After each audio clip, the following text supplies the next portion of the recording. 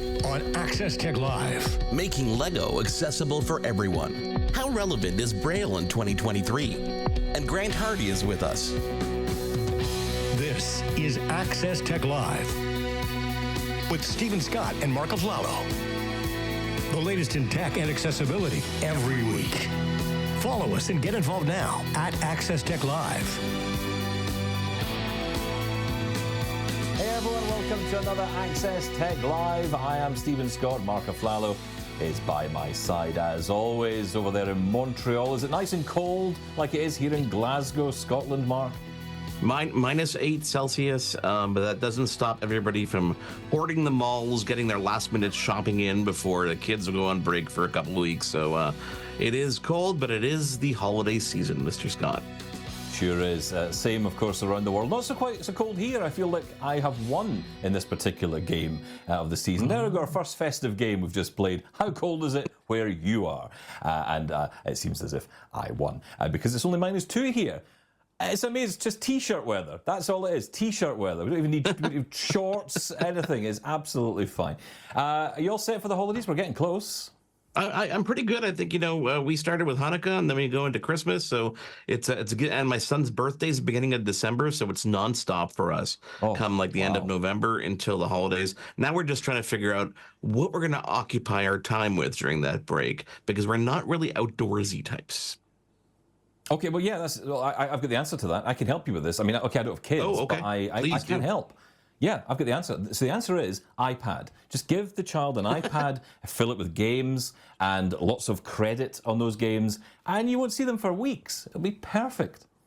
I don't know if that's the best idea because that's kind of what they do anyway. But we'll try it maybe for a day or two. Well, look, I tried. Okay, I tried, and I'm not trying again. So this week, let's dive into what's coming up on the show this week. We are going to be diving into a topic I've got to say that is very near and dear to my heart. We're talking about Braille, and in particular, Braille literacy. Access Tech Live correspondent Grant Hardy is a big Braille user and a huge proponent of Braille as well. He will be joining us. Also, Matthew Shifrin is joining us, a man who helped drive the creation of the first accessible instructions for Lego. He will be joining us as well. But before all of that, of course, we get to the headlines, and Marc Aflalo has those. Now, Access Tech Live headlines. So Apple has released iOS 17.2 on Monday, along with versions for, of course, iPadOS, macOS Sonoma, tvOS, and watchOS. Highlights of the new update include the new journaling app, which is integrating data from various Apple apps for journaling suggestions. Other features include a catch-up arrow in Messages, spatial video photos that are going to be compatible with Vision Pro down the road, and updates to the weather app. Now, macOS 14.2 Sonoma brings tweaks to Messages and weather, plus enhancements to autofill for forms. On the iPhone 15 Pro specifically, updates include action button support for Translate and improved telephoto camera focus. Looking forward to talking about that a little bit later. The European Union has revealed its first draft of its Artificial Intelligence Act. This is designed to set rules on the use and development of AI. The guidelines include obligations for high-impact AI systems like risk assessment, transparency requirements on anything that handles any kind of personal information. Now, the new act could impose fines on people who actually violate it, which will be based on, of course, the size and, of course, revenue affected by any violations. Certain uses of AI are even banned in the act entirely, including facial recognition and recognition from CCTV cameras.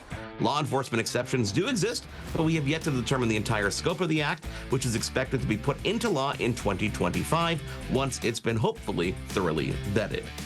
Google is working on a feature for its Messages app that would let you edit sent messages. Catch-up time. This new addition was hinted in a beta version of Messages, with code that suggests that the new feature is coming. Now, message editing is already a feature in other apps like Apple's iMessage and even WhatsApp, so it's not clear on how Google's iteration will work, but speculation is it may be compatible with the RCS messaging protocol. We will find out, hopefully, early on in the new year. Facebook's parent company, Meta, is going to be making all personal chats and calls on Messenger and Facebook completely private. It's about time. Designed to help keep users safe from hackers, the company will be introducing end-to-end encryption across Messenger to ensure that not even they can read the contents of it. Now, most users will embrace this addition. Some governments are kind of worried about it and wondering how it might affect keeping children safe online. Stephen, we always want to keep our kids safe online, but I think end-to-end encryption is probably something that's going to benefit everybody across the board, and it's about time that they brought it to the table. Yeah, and of course, you're mentioning the AI Act as well out of the EU, which is going to be very interesting to see how that furthers itself into regulating AI, which, even people like Elon Musk have been campaigning for and pushing for more AI. I've got to say, though, the big story for me out of Meta this week, in particular around those Ray-Ban glasses that everyone's been raving about, well, they get a new feature this week, and again, everyone's really excited by this because now you can take a photo using those Meta Ray-Ban glasses, and they will give you the information back in spoken form, actually speak back to you the description of what it is you're looking at. Now, of course, here in the blind community, we feel a little bit superior here, right? Because we're thinking, hey, we've had this for a long time. We've got Be My Eyes. Yeah, exactly. And Vision Glasses has been out for ages, and they've had this feature as well. It's just actually this year, in fact, they brought this new AI feature in. But it's good to see these mainstream companies bringing in these features and making them as accessible as they are, because the price point is considerably lower for Meta Ray-Ban than, say, in Vision Glasses. So something very much to get into. But, really interesting AI story and more AI stories. Like you say as well, iOS 17.2 coming out, lots of cool features. We're going to delve into that today with Grant, right? We're going to talk to Grant a bit. I mean, there's a lot of cool features. The big thing they're talking about is this journaling app. I don't quite get it yet. I'm not a big journaling guy, but I know that health studies do show that journaling helps get make that connection between yourself and really kind of offload some of that negative energy. So maybe I'll start journaling. I don't know. Are you going to do it? No, because all I'm going to write in the journal is, oh, great, got another thing I have to do, which is to write about my day. Oh, great, another thing to add on, more negative energy. But I will say, though, for those who have been updating their Mac recently, and especially, I'm just saying this from my point of view as a blind voiceover user, that's the free screen reader. I don't know why I call it free, because it's a built-in screen reader, let's call it that, that's actually on the Mac. It has had a bug for a long time, which affects a lot of blind users, where when you use Safari, the web browser, you get this voiceover message that says, Safari not responding, and it's basically just the system trying to catch up. No reason, for years this has been an issue, and no reason given by Apple or a fix ever seemed to be coming. All of a sudden, with this new macOS Sonoma update, it's fixed. No idea what was going on, but you know what? Well done, Apple. You got it sorted in the end, so good news. And don't forget, Stephen, lots of bug fixes. I mean, this is why they're encouraging people to update to this. So there's a lot of over 11 vulnerabilities that are documented, and we're hearing that there's close to 20, 25 different vulnerabilities that are patched. So it's a good thing to do. So if you haven't already updated to 17.2, don't hesitate. Do that across the board, because it does keep you safe at the end of the day. Speaking of the end of the day, Stephen. Well, yeah, but I was just going to say, on this point about updates, normally we're kind of a little bit hesitant to say do the upgrade soon, but actually this is a good one to do. This does fix a lot of bugs and security issues. Okay, let's move on, because our question of the day, Mark, this is brilliant. So, I have to say, as a kid, I loved Lego. Were you a Lego fan as a kid? Oh, God, yeah, of course. I mean, who doesn't love Lego? Yeah, I mean, come on, right? And, the addition of Braille Bricks recently has just been an incredible story of bringing everyone, frankly, not just blind kids, even blind adults into this. I was at the Lego store just the other week. I was wanting to buy a box of these Braille Bricks. And the person at the store said to me, look, we don't have any in store. We can't get enough of them in. They just sell out so quickly. So you can get them online, which is great. You get them from lego.com. You just search for Braille Bricks, and there they are. But here's the thing. She said, I've just bought some for me and my friend. I said, oh, is your friend blind? She said, no. She said, we just love the idea. And I love that. I just love that they've made Braille interesting to so many more people. It's just a great thing. So that is kind of what's led us to this question of the day, or question of the week here on the show, which is, what is the most ultimate Lego creation you've ever made? And please, if you're getting in touch via the channels, send pictures, and we'll show them here on the program. And here's how you get in touch with us. You can find us on all our social media. It is at Access Tech Live, of course. You can also email those photos to feedback@accesstechlive.com. And don't forget that after today's show, you can still send us those creations. We want to see what you've got your mind going to, especially when it comes to Lego, and you guys can get involved. Stephen, coming up, we're going to dive into some more of the headlines with Grant Hardy, familiar voice and face here on AMI TV. So do stick around. This is Access Tech Live. We'll be right back. We want to hear from you. Follow us on social media and get involved at Access Tech Live. We'll be right back. The latest in tech and accessibility. This is Access Tech Live with Stephen Scott and Marc Aflalo. So joining us now on the show is a familiar voice and face to AMI TV audiences. He is a regular on the series Kelly and Ramia, and he's worked on several stories for Double Tap TV in the past. Grant Hardy, welcome here to Access Tech Live. Fantastic to be here, and I can't wait to talk some tech with you. Oh, okay, that's going to be great, right? So roll up your sleeves, let's dive in. But before we delve into the week's news headlines, I want to mention quickly, because last week we talked about TransLink, which is Vancouver's transit authority, officially announcing the Braille integration across all of their stops. Now, living in Vancouver yourself, we've got to ask you this. Have you had a chance to check this out? Yeah, I mean, I do take transit quite frequently, and at the end of the day, there's only so close that you can get to a bus stop with your phone, right? You can maybe get a few meters away. Plus, of course, it's important to remember some people don't have access to that GPS technology. And just standing at a pole and listening to the bus going past you and thinking, oh crap, I'm at the wrong spot again, can be really infuriating. And now having this option to know exactly when you're standing at a bus stop by looking at the Braille, just like a sighted person would look at the sign and see, what buses are coming to this stop, it's really fantastic. So hats off to them for making this really just standard across the board. Yeah, I hope we get other companies in other provinces and cities to learn a lesson from this, because this is something that just should be natural across the board, especially with people adding like light rail systems and stuff like that. Grant, when we were kind of preparing for the show, we were talking about some of the things that you were interested for you to talk about specifically this week. One of which was, the meta story about encrypting all the private messages across, obviously, Facebook Messenger and WhatsApp. Can you break that down a little bit for people who don't really understand what that means at the end of the day for them? Yeah, I mean, essentially end-to-end encryption means that your data can only be accessed between you and your recipient in the case of a message.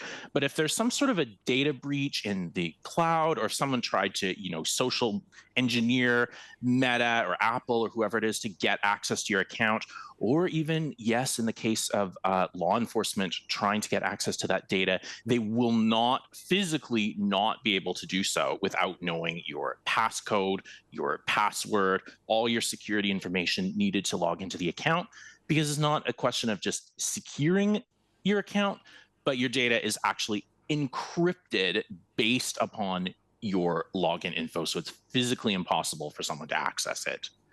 Would you say that's a fair? Yeah.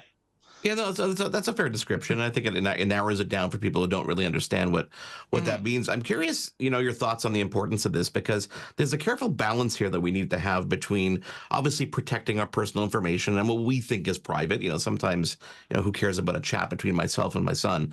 But you also have to balance it with the law enforcement side of things, because by doing this, yes, we're, Meta's doing a great service to their customer base, and we feel a little bit more protected. But do we really feel that safe if for some reason someone needs to get access to that and they can't? So I think it's really important to acknowledge the fact that we live in a very vulnerable world where people, including law enforcement, don't always behave properly. I mean, we're in a world where, women are concerned about just some random private citizen or the government suing them or arresting them for maybe traveling out of state to have an abortion.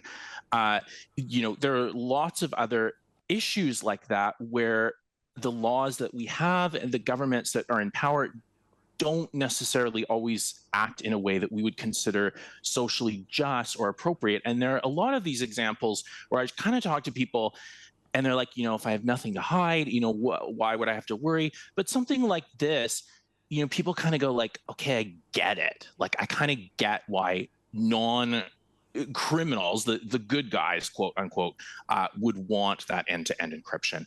I also think that it's incredibly clear that we cannot secure our accounts without it. Like, it's just impossible. There's so many data breaches. We just had a big data breach with the DNA matching website. Many, Apple accounts and other accounts have been stolen through just basic social engineering, convincing a human who wants to be helpful to help you get into an account that's not yours.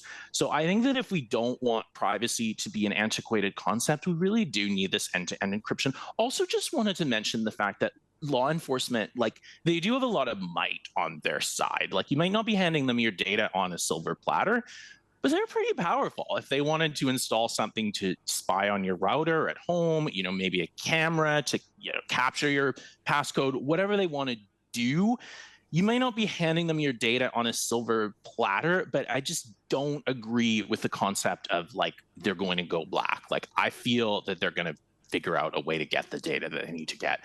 Curious what you guys think. So basically, I'm a very pro-privacy, pro-encryption person. Yeah, I'm with you on this, Grant, but I think most people aren't. And I hear, young people these days, I even hear people my own age who post pictures of their kids regularly on Facebook, and they don't think about, for example, geolocking or geolocating those photographs. So, for example, the information that's actually in the image itself that gives away the location it was taken.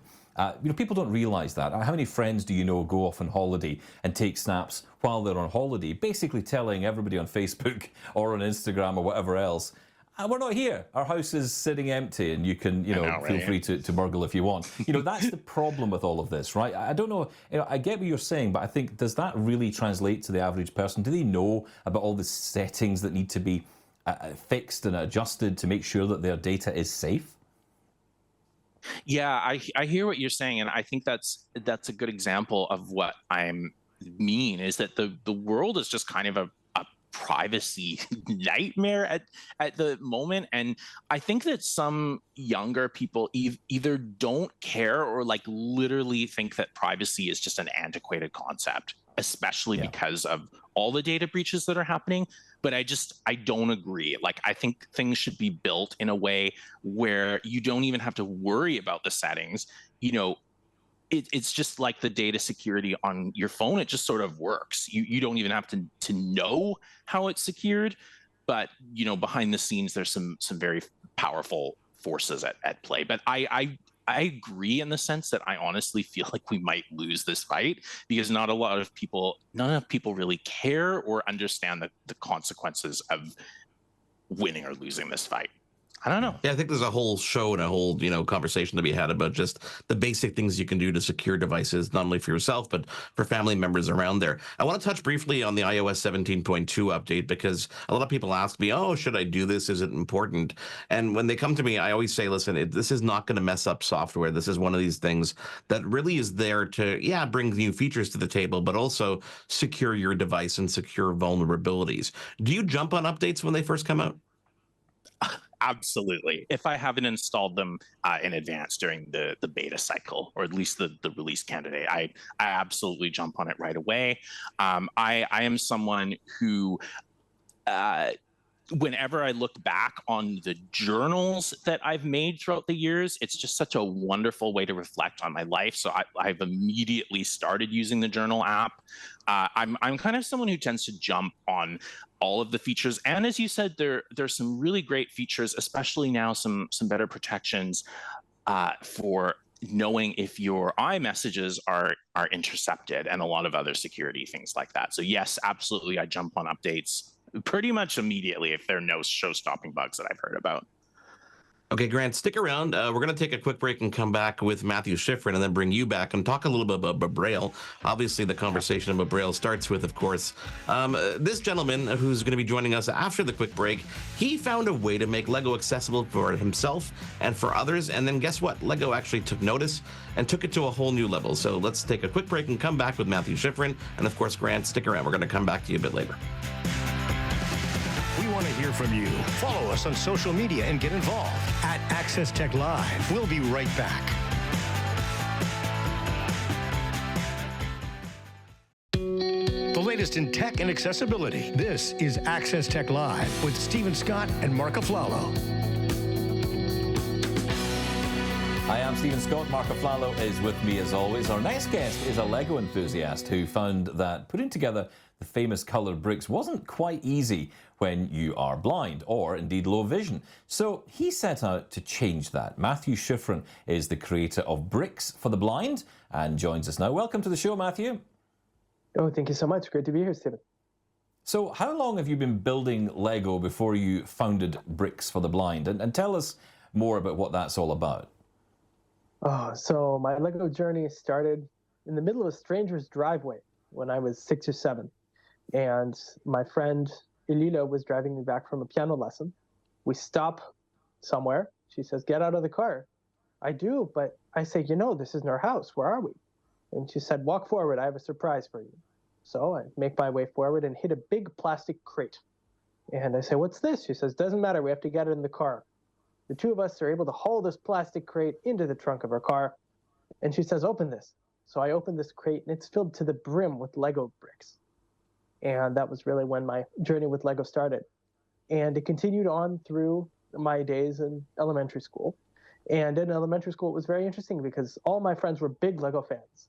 And they would build the latest castles and dinosaurs and pirate ships and robots. And they would tell me, "Oh, I built a pirate ship." And I'd say, "That's amazing. How'd you do it?" And they'd look at me and they'd say, "Well, the instructions, they had the pictures, they told us what to do.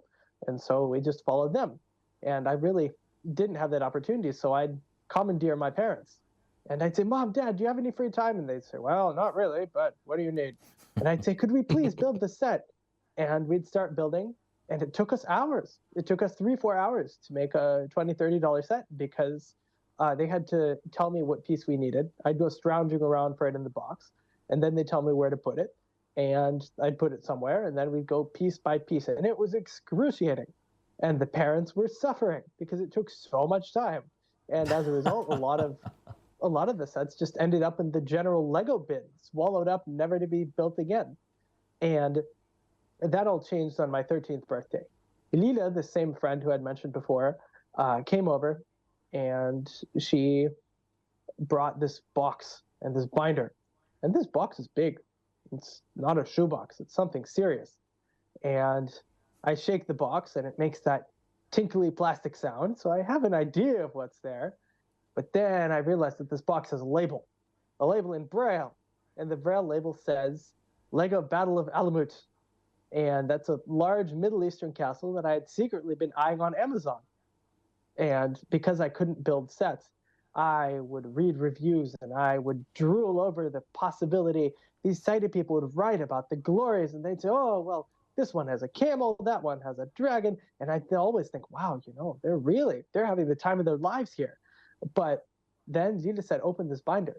And in this binder were hand-brailled instructions that she had created on her own. And they said exactly what kind of pieces you needed and where they should be placed. And that was really when my life changed. Because that was the first time that I was able to build a set on my own.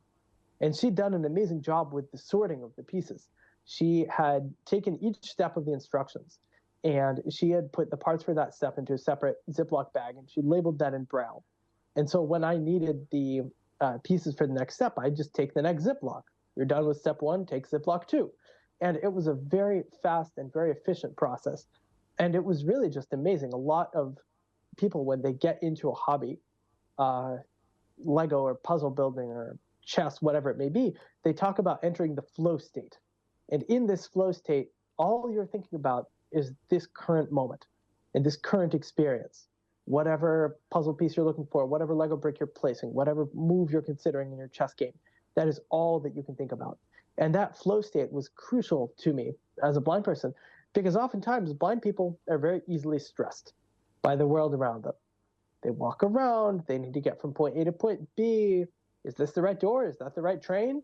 What side of the street am I on? Et cetera, et cetera. So navigating the city is very stressful. And what Lego offered me was the opportunity to really relax and just focus on this one thing. But not only that, Lego was a wonderful opportunity to learn about the world around me. I couldn't climb the Louvre or the Statue of Liberty or the Millennium Falcon from Star Wars. The Louvre would get me arrested, and the Millennium Falcon just doesn't exist. And Lego allowed for this experience of these landmarks and these moments of cinema and all this stuff. And as soon, it was really an opportunity to just engage with the world in a way that had previously been impossible. As soon as we built that first set, I said, okay, we need to step this up a notch. Those first instructions had been just in paper Braille. And so then we started writing instructions as Microsoft Word documents. I could read them on a Braille note taker, and Lilo could Braille them on a computer. And so then we realized that this was the way to do it. I could Braille them, she could Braille them, she types them, I correct them. And then we had this staff of instructions, and I thought we need to start a website. So initially we started this website called Lego for the Blind, and then Nina died of cancer. And I thought to myself, okay, you have a choice. You either keep this project alive and get it into the hands of people who want these experiences, or you just let it crumble. Well, what's your choice? And I said, okay, I want to keep it alive. So I got in touch with Lego, and Lego said, yes, this is wonderful. We want to make instructions. So then Lego started making their own instructions for some of their sets. And Lego for the Blind evolved and turned into Bricks for the Blind. And Bricks for the Blind create text-based building instructions for Lego sets. And we do the sets that Lego do not adapt. And we try to cover as many different themes and kind of types of set as possible. So recently we have instructions up for the Saturn V rocket, which has 1,959 pieces, and you build the rocket, and it's big and glorious, and you have little astronauts, and you can put them on the rocket, and it's this whole experience. And what's cool in terms of Bricks for the Blind's evolution is initially, when we had Lego for the Blind, it was just me testing the instructions, and Lila was our only writer. And now we have sighted instruction writers and a group of blind instruction testers. And the writers write the instructions. They have the set, they take the pictorial instructions, and then they write out in text. Put a 1x2 brick vertically on the front left corner of the 4x2 plate. A plate is a flat Lego piece, and a brick is a brick Lego piece. But now these blind testers, what they do is they give the feedback. They get instructions from the sighted person, and now it's their job to build the set and to figure out whether there are any mistakes, or if things are confusing, how they can explain them further. And the best part is really seeing these blind testers. They're having as much fun as I have. And it's just wonderful seeing both the blind and the sighted communities engaged in this project and really reveling in the opportunity to make it accessible. But the best part are the fans. As soon as a new set comes out, we get emails from blind Lego fans, and they say, wow, I never thought I could do this, but here I am. You guys got me into this hobby that I never thought that I could get into. And that's the joy of it. You know, Matthew, you've turned this into almost a full-time career. You've spoken at numerous high-profile events, venues, TED Talks. I'm curious how that came to be, and I'm curious also because since then, Lego's launched their own Braille bricks, which we've talked about a lot on the show here. Have you had a chance to play with those? Oh, the Braille bricks are absolutely wonderful. And they are a great opportunity to really, in the blind landscape, as you know, there's a lot of talk about literacy, and people aren't learning Braille as much as they should. How do they do this? And Braille bricks are an absolutely fantastic way to really turn Braille into play. And you can play, instead of Pictionary, you could play Constructionary, where you have a bunch of bricks and someone picks a brick and they say, hey, it's got to start with D. And so the kid can build a dog or a dinosaur or a dump truck or whatever. And it's just the sheer amount of possibilities that Braille bricks offer for literacy, but also they make it fun. D can be for Darth Vader. You can put him on your D. C can be for, I don't know, the cyclone. You build a tornado, whatever. The freedom that they offer is really unparalleled. In terms of the TED Talks and the speaking, that came about because of a documentary called How Lego Helps Blind People See. There's a YouTube channel called Braincraft who do neuroscience videos. And when Lego for the Blind was first starting, Bricks for the Blind, I should say, I thought to myself, okay, you have to get this out there beyond the people who you know. how do you do that? And I went on YouTube and I found all of the YouTube creators who create science and educational content, kind of pop science, if you will. And I wrote all of them, and emails and links and this and that. And Braincraft were the ones who responded. And Vanessa Hill, the creator of the Braincraft channel, she's a neuroscientist, psychologist, she made an absolutely incredible video. And in this video, it wasn't just the accessible instructions. It was really an analysis of how a blind person's brain is able to process this type of information differently than a sighted person's. And that video did so well that that's really when everything else kind of took off. After that were the TED Talks and the articles in the Washington Post, and all of these other things really sprung out of that video. And before that video, there was also a wonderful article in Popular Science that really kind of catapulted things. Those two articles were the things that really got us started. Matthew, I just want to ask you this because, you know, it's interesting you talk about getting the word out to more people. And, you know, my recent experience of going to the Lego store, and I'm blind myself, going to buy the Braille bricks, being told you can get them online, which is great, and I was happy to do that. But then being confronted by a staff member who tells me that they've bought a set of these Braille bricks for her sighted friend. She is sighted herself.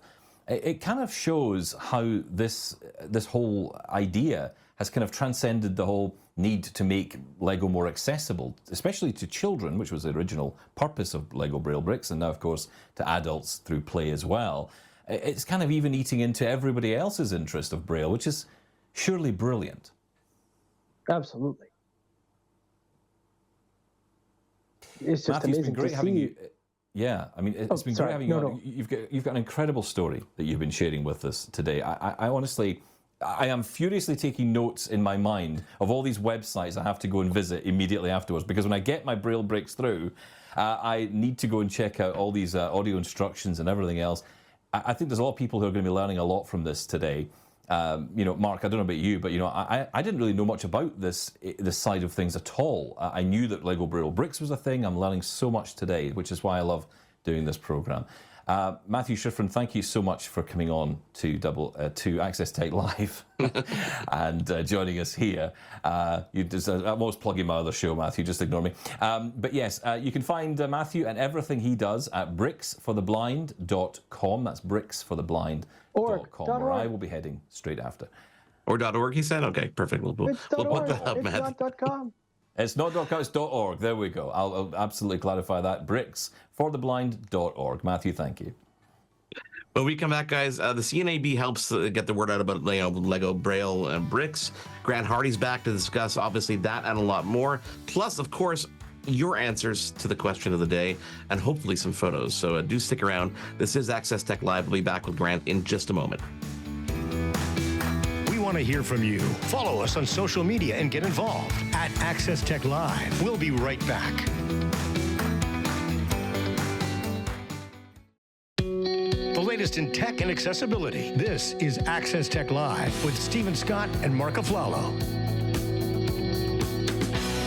January is Braille Literacy Awareness Month, so we're getting ahead of things here at Access Tech Live. Grant Hardy is back with us.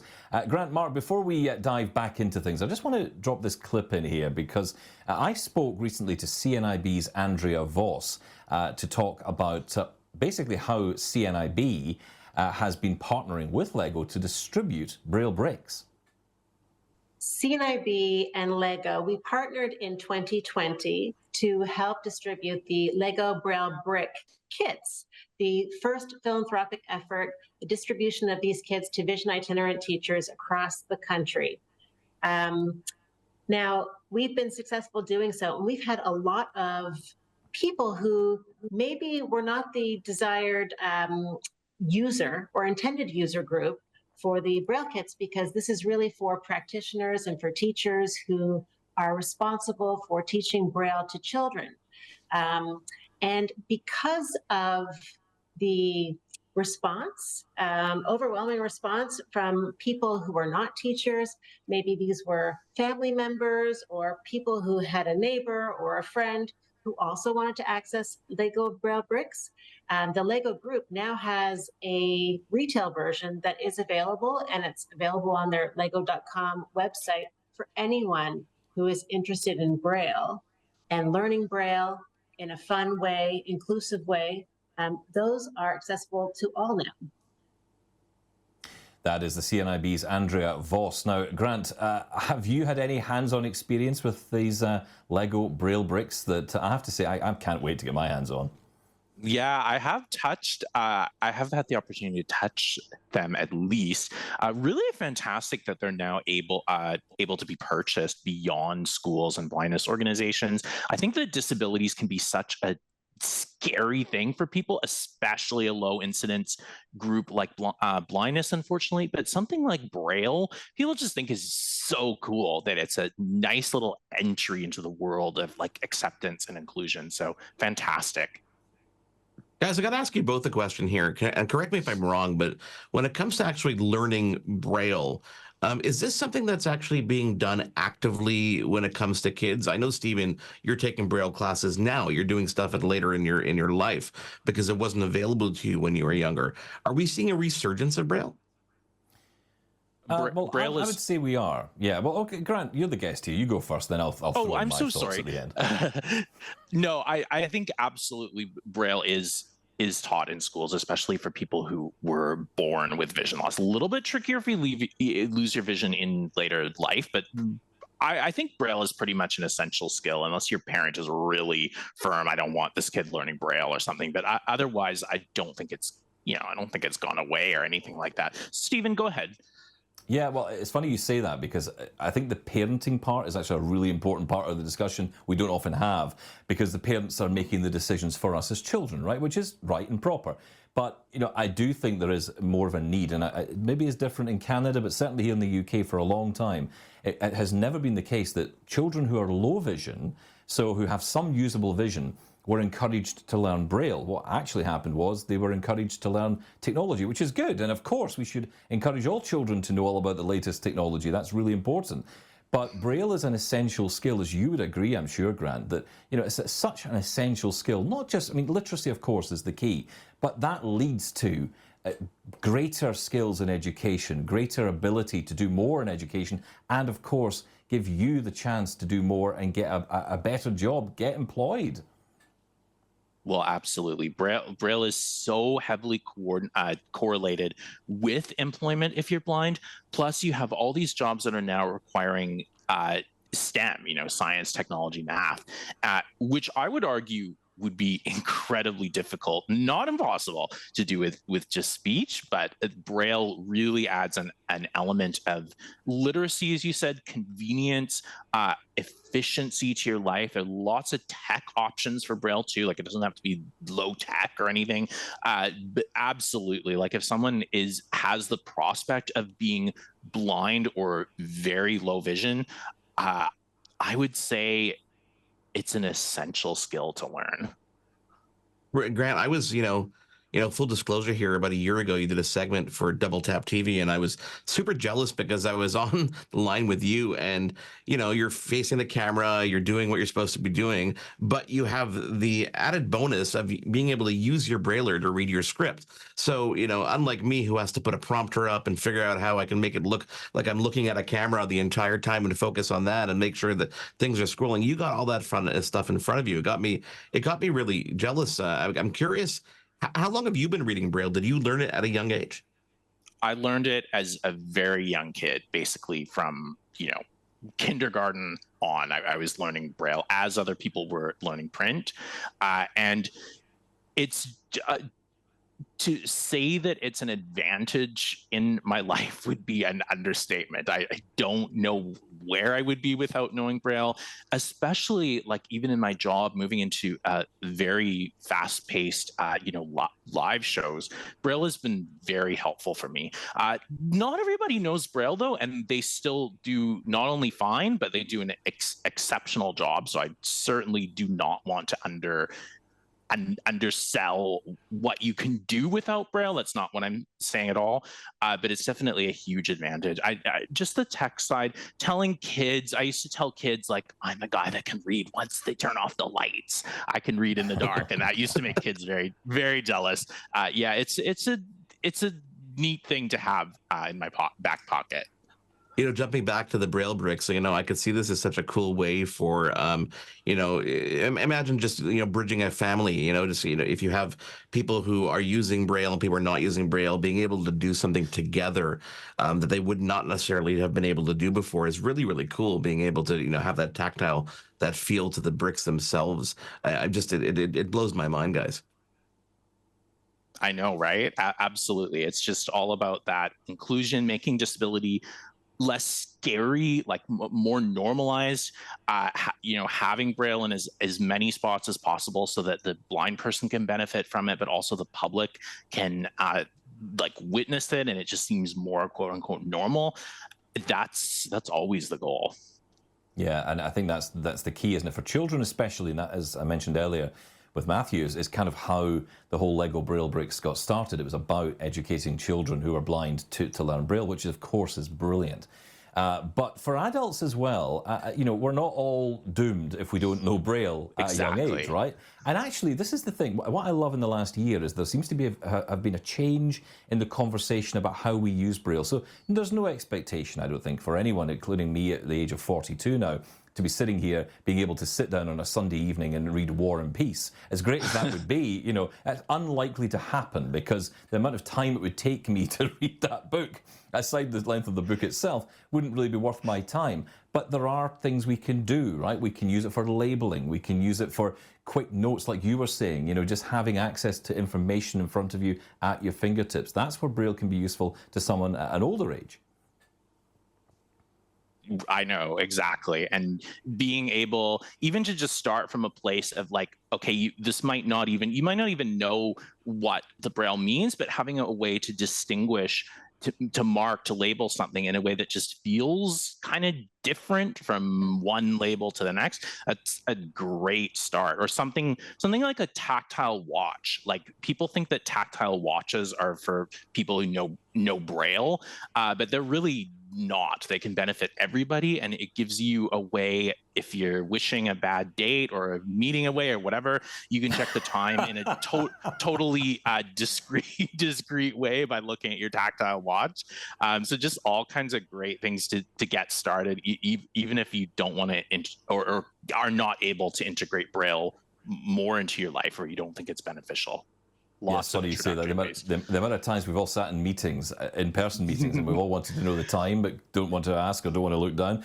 I want to ask you a bit quickly around technology, because technology, of course, has enabled, I think, Braille to survive in a way that perhaps it may not have done had it not been able to become Braille displays, and get itself into that technology. Also now, for example, we see devices like the Hable One, the Orbit Writer coming out that are essentially small Braille-style keyboards that you can interact with your iPhone or your computer with.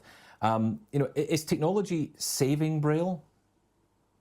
Yes, I would say 100%. I can't even remember the last time I read on paper, like Braille paper.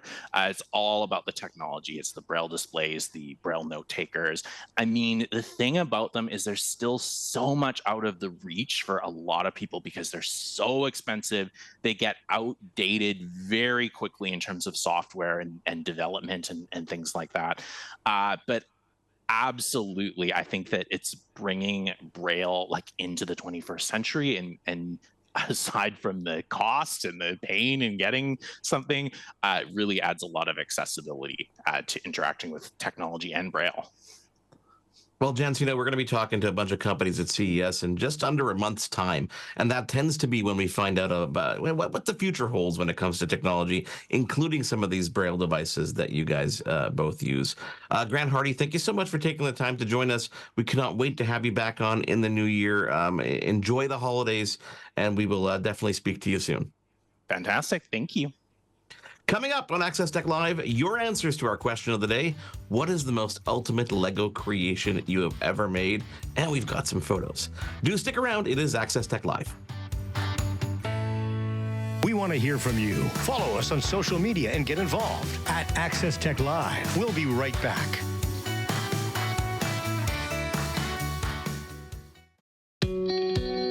Latest in tech and accessibility. This is Access Tech Live with Stephen Scott and Marc Aflalo. I am Stephen Scott. He is Marc Aflalo, and our question of the day: what is the most ultimate Lego creation you have ever made? And we've asked for pictures as well. Marc, have we been swamped with images and stories? Because this is such a cool question. Well, we've definitely got a good set of pictures here that we're going to talk about, and we're going to start with Evan 10, who writes, "I put this white Porsche 911 RSR together when I was 6 or 7.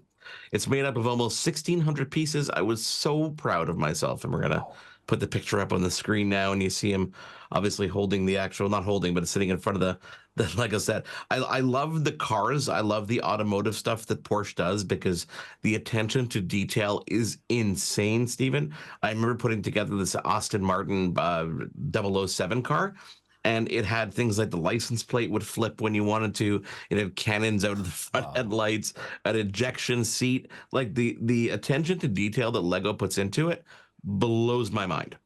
So what's the size of, what kind of size is this car? Is it like the Porsche is? I mean, it's about the size of a laptop, to be perfectly honest. It's a pretty big invention. Yeah, when you look at it, when you look at the picture here on the screen now, next to Evan, it's almost half the size of him, 7 or 8 year old. Wow. So they're pretty big. Like this is, if you're going to dive into this hobby, you definitely need somewhere to showcase this stuff because you don't want to just destroy it afterwards. I know a lot of people do, but the next one's kind of interesting. It's Tony Stark's mansion, 5,500 pieces approximately, writes Avi.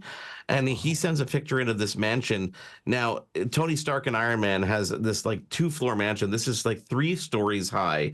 There's an Iron Man in the middle on this platform on the bottom. You've got characters across the board. There's a bedroom. There's all the different Iron Man around the room and his workshop in the basement. There's a stairwell off to the right. This has got to be, I mean, you want to talk about the car being large in terms of size. This has got to be the size of, I mean, this is like a giant pot in the kitchen, if not with like stacked on top of each other. They're really, really, really kind of cool. Becky sent us, our good friend Becky Czar, her son Bennett made himself, when he was 5, he was a Lego wizard when he was little, she says. And she sends us this picture of him holding this. It looks like a rocket ship, almost like one of the space shuttles, but it's like black and red. And I don't recall that being an actual Lego, like when you buy it and actually put the puzzle together. I think that's something he created by himself, and he looks so cute there holding it and so proud. And this is what's kind of fun about Lego, especially when you have kids, Stephen. And this, by the way, I mean kids of all ages. My brother's having surgery in a couple of weeks, and he was walking around the mall, and he said all he wanted was Lego. So hopefully he's not watching, so he doesn't know that my kids are out there looking for something for him to put together while he's recovering, which is kind of fun. This is a fun one from Will. He writes, "Our boss was obsessed with Lego, so he made our boardroom table out of Lego." This is so cool. The picture is literally hundreds, if not thousands, of Lego pieces stacked and put on its side with the company logo in the middle, which is a ferret on a green background. And it's a full boardroom table that easily sits about 16 to 18 people. And I know that they covered it with this glass sheet. I remember when they moved their office, they almost needed a specialized mover to come in there and help them move it because it was just absolutely insane. And this, by the way, is the first generation. They've made a second table since in their new office because they just couldn't move it, which is absolutely insane. So when it comes to Lego, like it is one of these things that transcends generations, whether you're young or old. I mean, whether it comes to all the franchises that have hopped on board with Disney and Marvel, and no matter what you think of, there's a Lego creation about it. And just even when you walk in, as you know, Stephen, you walk into the Lego store, the amount of stuff you see on display is absolutely insane. The Disney castle, the flowers, it's just nuts. But when I was a kid, it was just a box full of Lego. That was all I ever got, just a box of bits that I put together. When did this all start? When did it become this huge thing? You buy specifics and things. I mean, it's changed so much, but it's brilliant. I mean, I only ever made anything that was rectangle or square because I couldn't figure out how to do anything else. So it was either a church, which could also become just a big rectangular building, or a bus because it was rectangle. That was all I could really build. I think things have improved. Yeah, things have definitely improved, and I know exactly what to get you for the holidays now. We're going to give you some Matthew Shifrin instructions. You're going to go build the Lego set of your absolute dreams and have a ball this holiday season. Brilliant. Guys, thank you so much for being with us this week. And of course, every week next week, we're going to be looking back at the year in tech. Of course, this week, thank you to Grant Hardy and Matthew Shifrin on behalf of Stephen Scott. I am Marc Aflalo. This has been Access Tech Live. See you next week. Thanks for tuning in to Access Tech Live. Follow us online at all social media at Access Tech Live. Email us feedback at accesstechlive.com. Hosted by Stephen Scott in Glasgow and Marc Aflalo in Montreal. Written by Stephen Scott and Marc Aflalo. Live show director, Dan Penametto. Technical director, Caitlin Robinson. Audio, Jordan Mulgrave. Live graphics and playback, Kingsley Juco. Graphics coordinator, Eliza Rocco. Integrated described video specialist, M. Williams. Production apprentice, Madison Merrier. Supervising producer, Michelle Dudis. Copyright 2023, Accessible Media, Inc. An AMI original production.